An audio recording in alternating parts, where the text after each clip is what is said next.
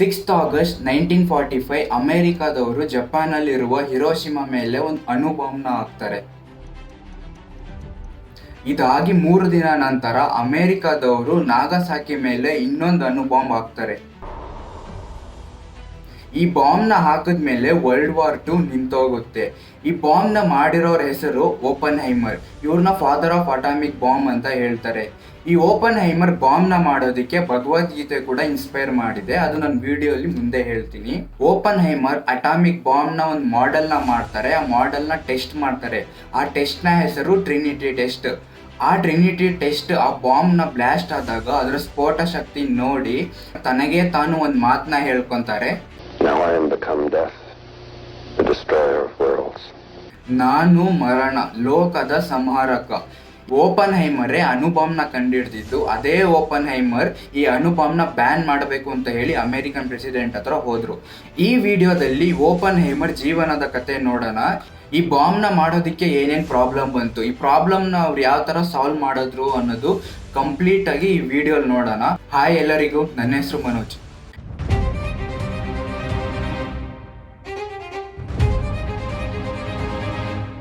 Julius Robert Oppenheimer 22 April 1904 New York city ಇರುವ ಅಮೆರಿಕಾದಲ್ಲಿ ಹುಟ್ಟುತ್ತಾರೆ. ಇವರು ಒಂದು ಜೂಯಿಷ್ ಕುಟುಂಬಕ್ಕೆ ಸೇರಿದವರು. ಚಿಕ್ಕ ವಯಸ್ಸಿನಲ್ಲೇ ಇವ್ರಿಗೆ ತುಂಬಾ ಬ್ರಿಲಿಯಂಟ್ ಸ್ಟೂಡೆಂಟ್ ಆಗಿದ್ರು. ಇವ್ರಿಗೆ 10 ವಯಸ್ಸು ಇರಬೇಕಾದ್ರೆ ಮಿನರಾಲಜಿ ಸಬ್ಜೆಕ್ಟ್ಸ್ನ ಓದಿದ್ರು. ಇವರ ಕಾಲೇಜು ಹಾರ್ವರ್ಡ್ ಯೂನಿವರ್ಸಿಟಿಲಿ ಮಾಡಿದ್ರು. 4 ವರ್ಷ ಡಿಗ್ರಿನ 3 ವರ್ಷದಲ್ಲೇ ಓದಿ ಕಂಪ್ಲೀಟ್ ಮಾಡಿದ್ರು. ಈ ಕಾಲೇಜ್ನಲ್ಲಿ ಫಿಸಿಕ್ಸ್, ಕೆಮಿಸ್ಟ್ರಿ, ಜಿಯಾಲಜಿ, ಲಿಟ್ರೇಚರ್ ಈ ಸಬ್ಜೆಕ್ಟ್ಸ್ನ ತಗೊಂಡು ಓದಿದ್ರು. ಅಲ್ಲಿನೇ ಹಿಟ್ಲರ್ ಜರ್ಮನಿಯಲ್ಲಿ ರೈಸ್ ಆಗಕ್ಕೆ ಶುರು ಮಾಡ್ತಾನೆ. ಓಪನ್ಹೈಮರ್ ಇವರ ಫರ್ದರ್ ಸ್ಟಡೀಸ್ಗೆ ಮ್ಯಾಕ್ಸ್ ಬಾರ್ನ್ ಹೆಸರಿರುವ ಸೈಂಟಿಸ್ಟ್ ಜೊತೆ ಕ್ವಾಂಟಮ್ ಫಿಸಿಕ್ಸ್ನ ಓದೋದಕ್ಕೆ ಶುರು ಮಾಡ್ತಾರೆ.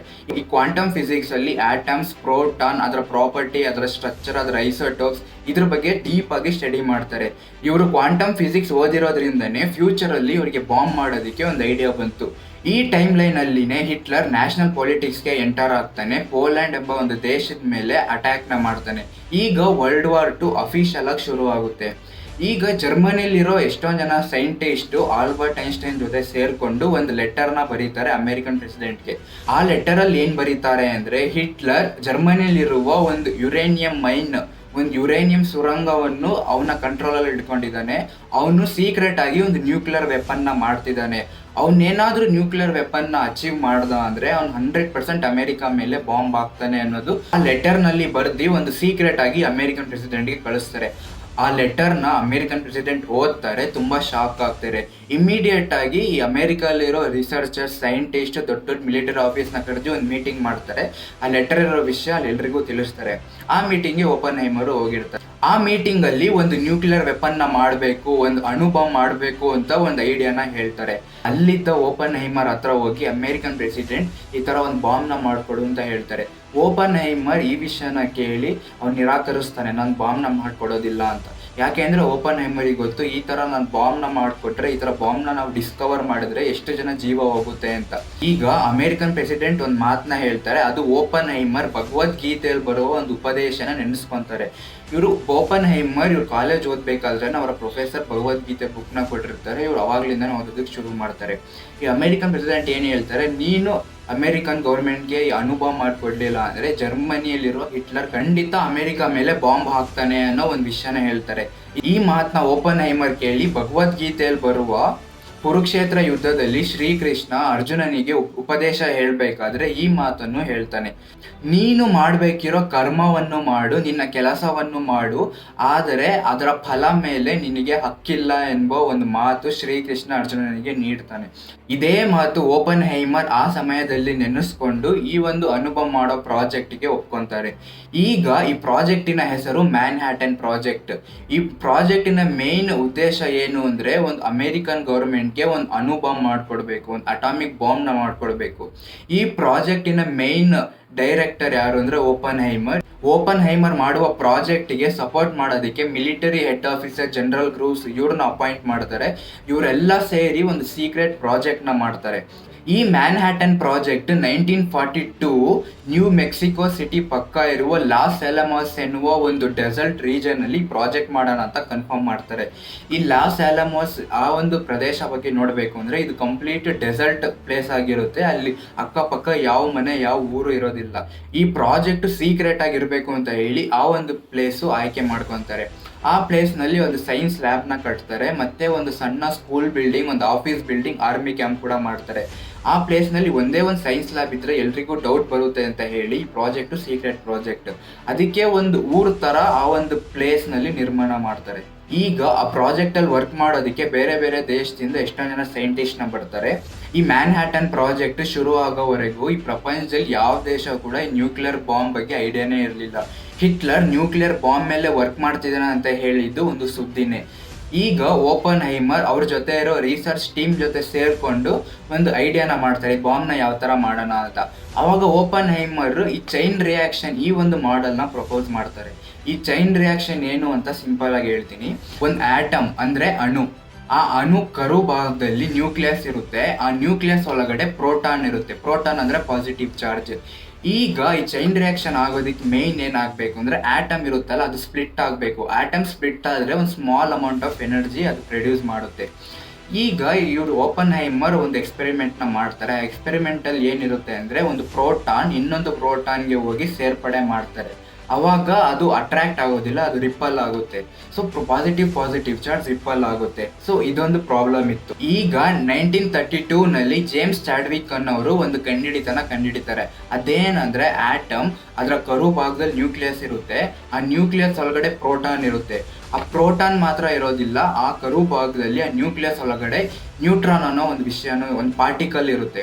ಆ ನ್ಯೂಟ್ರಾನ್ ಅಂದ್ರೆ ಪಾಸಿಟಿವ್ ಅಲ್ಲ ನೆಗೆಟಿವ್ ಅಲ್ಲ, ಅಂದ್ರೆ ನ್ಯೂಟ್ರಲ್. ಈ ವಿಷಯನ ಅಲ್ಲಿರೋ ಒಬ್ಬ ರಿಸರ್ಚರ್ ಹೋಗಿ ಓಪನ್ ಹೈಮರ್ಗೆ ಹೇಳ್ತಾನೆ, ಈ ತರ ನ್ಯೂಟ್ರಾನ್ ಅನ್ನೋ ಒಂದು ವಿಷಯನೂ ಒಂದು ಪಾರ್ಟಿಕಲ್ ಕೂಡ ಆಟಮ್ ಒಳಗಡೆ ಇದೆ ಅಂತ.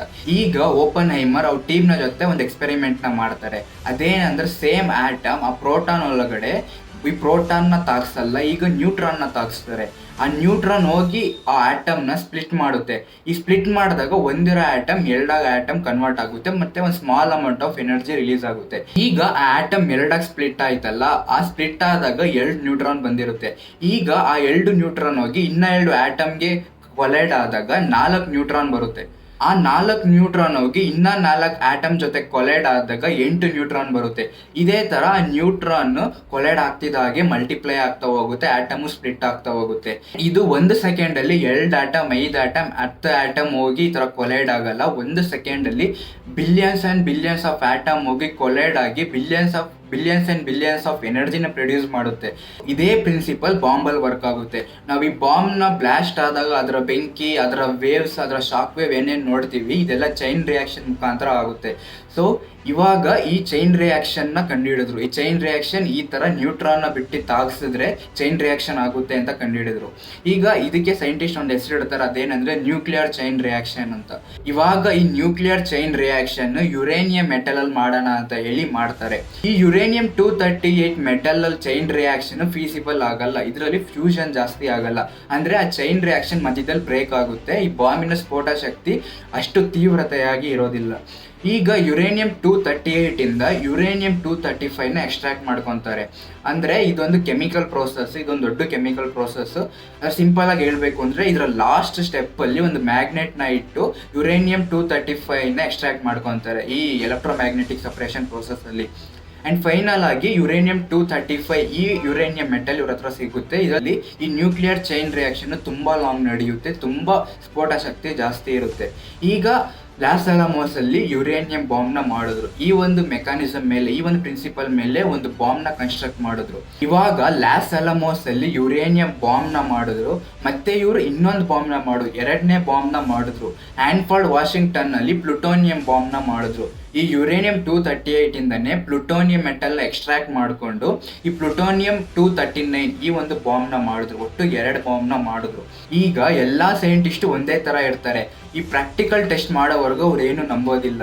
ಈಗ ಓಪನ್ ಹೈಮರ್ ಹೇಳ್ತಾರೆ, ಅಲ್ಲಿರೋ ಮಿಲಿಟರಿ ಹೆಡ್ ಆಫೀಸರ್ ಜನರಲ್ ಗ್ರೂಸ್ ಅವ್ರ ಹತ್ರ ಹೇಳ್ತಾರೆ, ಈ ಬಾಂಬ್ನ ಕನ್ಸ್ಟ್ರಕ್ಟ್ ಮಾಡಿದ್ದೀವಿ, ಬಾಂಬ್ನ ರೆಡಿ ಮಾಡಿದ್ದೀವಿ, ಇದನ್ನ ಟೆಸ್ಟ್ ಮಾಡೋವರೆಗೂ ಇದು ಯಾವ ಥರ ಇರುತ್ತೆ ಅಂತ ಹೇಳೋದಕ್ಕಾಗಲ್ಲ, ಟೆಸ್ಟ್ ಮಾಡಬೇಕು ಅಂತ ಹೇಳ್ತಾರೆ.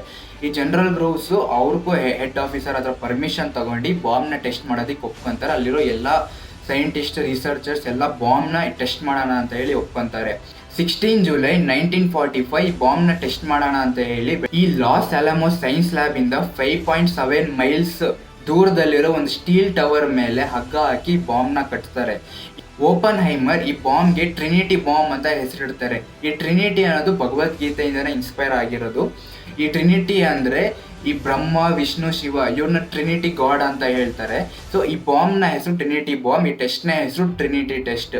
16 ಜುಲೈ 1945 ಆ ದಿನ ಬಂತು. ಬೆಳಗಿನ ಜಾವ 5:15 ಟೈಮ್ನಲ್ಲಿ ಅಲ್ಲಿರೋ ಎಲ್ಲ ಸೈಂಟಿಸ್ಟು ಕಣ್ಣಿಗೆ ವೆಲ್ಡಿಂಗ್ ಗ್ಲೌಸ್ ಹಾಕೊಂಡು ರೆಡಿ ಆಗಿದ್ರು ಈ ಬಾಂಬ್ ಯಾವ ಥರ ಬ್ಲಾಸ್ಟ್ ಆಗುತ್ತೆ ಅಂತ ನೋಡೋದಕ್ಕೆ. ಈ ಟ್ರಿನಿಟಿ ಬಾಂಬು ಮ್ಯಾನ್ಯಲ್ ಆಗಿ ಆಕ್ಟಿವೇಟ್ ಮಾಡೋ ಥರ ಇತ್ತು. ಕೌಂಟ್ ಡೌನ್ ಶುರು ಮಾಡಿ 5 4 3 2 1 ಈ ಥರ 1 ಬಂದಿದ ತಕ್ಷಣ ಅವ್ರು ಲಿವರ್ನ ಪುಲ್ ಮಾಡ್ತಾರೆ. ಇಮಿಡಿಯೇಟ್ ಆಗಿ ಒಂದು ಫ್ಲ್ಯಾಶ್ ಲೈಟ್ ಬರುತ್ತೆ ಬಾಂಬಿಂದ. ಆ ಫ್ಲ್ಯಾಶ್ ಲೈಟ್ ಯಾವ ಥರ ಇತ್ತು ಅಂದರೆ, ಈ ಆಕಾಶದಲ್ಲಿ 100 ಸೂರ್ಯ 100 ನಕ್ಷತ್ರ ಬ್ಲಾಸ್ಟ್ ಆದರೆ ಎಷ್ಟು ಲೈಟ್ ಪ್ರೊಡ್ಯೂಸ್ ಮಾಡುತ್ತೋ ಅಷ್ಟು ಲೈಟ್ ಪ್ರೊಡ್ಯೂಸ್ ಮಾಡ್ತು. ಆ ಬಾಂಬ್ ಬ್ಲಾಸ್ಟ್ ಆಗಿರೋ ಸ್ಟೀಲ್ ಟವರು ಎವಾಪರೇಟ್ ಆಯಿತು, ಅಂದರೆ ಅದು ಗಾಳಿಲೇ ಕರ್ಗೋಯ್ತು. ಆ ಬಾಂಬ್ ಇಟ್ಟಿರೋ ಪ್ಲೇಸಿಂದ ಈ ಸೈನ್ಸ್ ಲ್ಯಾಬು 5.7 ಮೈಲ್ಸ್ ದೂರ ಇತ್ತು. ಆದರೆ ಆ ಫ್ಲ್ಯಾಶ್ ಲೈಟು ಆ ಊರು ಅಕ್ಕಪಕ್ಕ ಇರುವ 180 ಮೈಲ್ಸ್ ಅಷ್ಟು ದೂರವರೆಗೂ ಆ ಫ್ಲ್ಯಾಶ್ ಲೈಟ್ ಅಷ್ಟು ಜನ ಕಣ್ಣು ಕಾಣ್ತು. ಫ್ಲ್ಯಾಶ್ ಲೈಟ್ ಬಂದು ನಿಂತಾದ್ಮೇಲೆ ಆ ಬಾಂಬ್ ಬ್ಲಾಸ್ಟ್ ಆಯ್ತಲ್ಲ ಬೆಂಕಿ, ಆ ಚೈನ್ ರಿಯಾಕ್ಷನ್ನು ಆಕಾಶದಲ್ಲಿ 40,000 ಅಡಿ ಎತ್ತರಕ್ಕೆ ಇರ್ತು. ಆ ದೃಶ್ಯವನ್ನು ಓಪನ್ ಹೈಮರ್ ನೋಡಿ ಅವ್ರು ತುಂಬ ಶಾಕ್ ಆದರು. ಒಂದು ಗಿಲ್ಟ್ ಕೂಡ ಅವ್ರಿಗೆ ಕಾಡಕ್ಕೆ ಶುರು ಆಯಿತು. ಯಾಕೆ ಅಂದರೆ ಓಪನ್ ಹೈಮರ್ ಆ್ಯಸ್ ಪರ್ ಥಿಯರಿ ಅವ್ರು ಎಕ್ಸ್ಪೆಕ್ಟ್ ಮಾಡಿದ್ದು 5 kilo tons of TNT of energy produce ಮಾಡುತ್ತೆ ಅಂತ. ಆದರೆ ಅಲ್ಲಿ ಎಷ್ಟು ಎನರ್ಜಿ ಪ್ರೊಡ್ಯೂಸ್ ಆಯಿತು ಅಂದರೆ 21,000 kilo tons of energy produce ಆಯಿತು. ಇದನ್ನ ನೋಡಿ ಓಪನ್ ಹೈಮರ್ ತನಗೆ ತಾನು ಒಂದು ಮಾತನ್ನ ಹೇಳ್ಕೊತಾರೆ, Now I am become death, the destroyer of worlds. ಇವಾಗ ಈ ಮ್ಯಾನ್ಹ್ಯಾಟನ್ ಪ್ರಾಜೆಕ್ಟ್ ಸಕ್ಸಸ್ಫುಲ್ ಆಗಿ ಕಂಪ್ಲೀಟ್ ಆಯಿತು. ಅಲ್ಲಿರೋ ಸೈಂಟಿಸ್ಟ್ ಎಲ್ಲ ಅವ್ರ ಮನೆಗಳು ಹೊರಡಕ್ಕೆ ಶುರು ಮಾಡ್ತಾರೆ. ಇದು ಈ ಬಾಂಬ್ನ ಟ್ರಿನಿಟಿ ಬಾಂಬ್ನ ಟೆಸ್ಟ್ ಮಾಡಿ 20 ದಿನ ನಂತರ ಅಮೇರಿಕಾದವರು ಜಪಾನ್ ಮೇಲೆ ಬಾಂಬ್ನ ಹಾಕ್ತಾರೆ. 6 ಆಗಸ್ಟ್ 1945 ಹಿರೋಶಿಮಾ ಮೇಲೆ ಬಾಂಬ್ ಹಾಕ್ತಾರೆ. 9 ಆಗಸ್ಟ್ 1945 3 ದಿನ ನಂತರ ಇನ್ನೊಂದು ಬಾಂಬ್ನ ಹಾಕ್ತಾರೆ. ಈ ಬಾಂಬ್ನಲ್ಲಿ ತೀರ್ ಹೋದ ಜನರ ಸಂಖ್ಯೆ 2 ಲಕ್ಷಕ್ಕಿಂತ ಹೆಚ್ಚು. ಈ 2 ಬಾಂಬ್ ಹಾಕಿದ್ಮೇಲೆ ವರ್ಲ್ಡ್ ವಾರ್ 2 ಅಫಿಷಿಯಲ್ ಆಗಿ ಎಂಡ್ ಆಗುತ್ತೆ. ಈ ಸುದ್ದಿ ಪ್ರಪಂಚದಲ್ಲಿರೋ ಎಲ್ಲ ದೇಶಕ್ಕೂ ಹೋಗುತ್ತೆ. ಎಲ್ಲ ದೇಶನೂ ಅಮೆರಿಕ ಕಂಡು ನಡಗಕ್ಕೆ ಶುರು ಮಾಡ್ತಾರೆ, ಅಮೆರಿಕಾಗೆ ಹೆದರಕ್ಕೆ ಶುರು ಮಾಡ್ತಾರೆ. ಆಲ್ಬರ್ಟ್ ಐನ್ಸ್ಟೈನ್ ಈ ಅಟಾಮಿಕ್ ಬಾಂಬ್ನ ಸುದ್ದಿ ಬಗ್ಗೆ ಕೇಳಿ ಅವರೊಂದು ಕೋಟ್ನ ಹೇಳ್ತಾರೆ, the mouse has build its own mouse trap. ಅಂದ್ರೆ ಒಂದು ಇಲಿನೇ ಅದರ ಇಲಿ ಬೋನ್ನ ಕಟ್ಕೊಂತು ಅಂತ. ಸ್ವಲ್ಪ ದಿನ ನಂತರ ಓಪನ್ ಹೈಮರ್ ಪ್ರೆಸಿಡೆಂಟ್ನ ಮೀಟ್ ಮಾಡೋದಕ್ಕೆ ಪ್ರೆಸಿಡೆಂಟ್ ಇರುವ ಆಫೀಸ್ಗೆ ಹೋಗ್ತಾರೆ. ಆ್ಯಂಡ್ ಪ್ರೆಸಿಡೆಂಟ್ ತುಂಬ ಗೌರವದಿಂದ ಓಪನ್ ಹೈಮರ್ನ ಒಳಗಡೆ ಕರೀತಾರೆ. ಓಪನ್ ಹೈಮರ್ನ ಕುಂಡಿಸ್ಕೊಂಡು, ನೀನು ಮಾಡಿಕೊಟ್ಟಂಥ ಅಣುಬಾಂಬ್ನ ನೋಡಿ ಪ್ರಪಂಚದಲ್ಲಿರೋ ಎಲ್ಲ ದೇಶ ಜನಗಳು ಅಮೆರಿಕ ಕಂಡು ಇವಾಗ ಭಯ ಪಡ್ತಾರೆ. ನಿನಗೆ ಇನ್ನೊಂದು ಪ್ರಾಜೆಕ್ಟ್ನ ಕೊಡ್ತೀನಿ. ಈಗ ನೀನು ಅಟಾಮಿಕ್ ಬಾಂಬ್ನ ಮಾಡ್ದಲ್ಲ, ಈಗ ನೀನು ಹೈಡ್ರೋಜನ್ ಬಾಂಬ್ನ ಮಾಡು, ಅದಕ್ಕೆ ನಾವೆಲ್ಲ ಸೌಲಭ್ಯ ಮಾಡಿಕೊಡ್ತೀವಿ ಅಂತ ಹೇಳಿ. ಈ ಅಟಾಮಿಕ್ ಬಾಂಬ್ಗಿಂತ ಹೈಡ್ರೋಜನ್ ಬಾಂಬ್ ತುಂಬ ಪವರ್ಫುಲ್. ಅದೆಷ್ಟು ಪವರ್ಫುಲ್ ಅಂತ ಇನ್ನು ಮುಂದೆ ಹೇಳ್ತೀನಿ. ಓಪನ್ ಹೈಮರ್ ಅಮೆರಿಕನ್ ಪ್ರೆಸಿಡೆಂಟ್ನ ನೋಡಿ ಒಂದು ಮಾತನ್ನ ಹೇಳ್ತಾರೆ, ನನ್ನ ಕೈಯಲ್ಲಿ ರಕ್ತ ಕರೆ ಬಿದ್ದಿದೆ ಅಂತ. ನಾನು ನಿಮ್ಮನ್ನು ನೋಡಿ ನ್ಯೂಕ್ಲಿಯರ್ ಪವರ್ನ ಬ್ಯಾನ್ ಮಾಡೋಣ, ಈ ಅಟಾಮಿಕ್ ಬಾಂಬ್ನ ಬ್ಯಾನ್ ಮಾಡೋಣ ಅಂತ ಹೇಳೋದಕ್ಕೆ ಬಂದೆ. ನೀವು ನನಗೆ ಹೈಡ್ರೋಜನ್ ಬಾಂಬ್ ಮಾಡೋದಕ್ಕೆ ಹೇಳ್ತಿದ್ದೀರಾ, ಇದು ನನ್ನ ಕೈಲಿ ಮಾಡೋದಕ್ಕಾಗಲ್ಲ, ಇದು ನಾನು ಮಾಡಲ್ಲ ಅಂತ ಓಪನ್ ಹೈಮರ್ ಹೇಳ್ತಾರೆ. ಅಮೇರಿಕನ್ ಪ್ರೆಸಿಡೆಂಟ್ಗೆ ತಕ್ಷಣ ಸಿಟ್ಟು ಬಂದ್ಬಿಡುತ್ತೆ. ಅವ್ರ ಸೆಕ್ರೆಟರಿನ ಕಳೆದು ಓಪನ್ ಹೈಮರ್ನ ಈಚೆಗಡೆ ಹಾಕ್ತಾರೆ.